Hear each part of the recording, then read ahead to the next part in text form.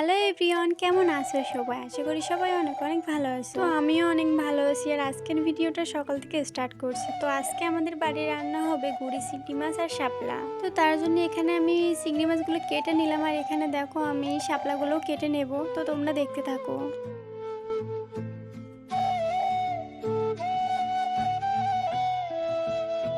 তো দেখতে দেখতে আমার শাপলাগুলো কাটা শেষ, আর এখানে একটা ফুল আমার এক বাইরে দিলাম। তো দেখো কত খুশি। তারপর আমি পুকুর পাড়ে গেছিলাম, গিয়ে দেখি আজকে আমাদের জবা ফুল গাছে অনেক জবা ফুল ফুটেছে। তো তারপর পরে কিন্তু রান্না বান্না শেষ করে আমরা ভাজলাম ফুচকা। তো এই ফুচকাগুলো কিন্তু বাজার থেকে কিনে এনেছিল। তো এখানে কিন্তু আমি ফুচকা ভাজতে লাগলাম। তো দেখো কত ফুচকা হয়েছে, তাই না? তো তারপরে এখানে কিন্তু আমি আলু ভর্তা বানিয়ে নেব। আর এখানে দেখো আমার এক ভাইজি বসেছিল, সে ফুচকা গুনছিল কয়টা হয়েছে। আর এখানে দেখো আমরা এখানে আলু ভর্তাগুলো বানিয়ে নেব। তো তোমরা দেখতে থাকো।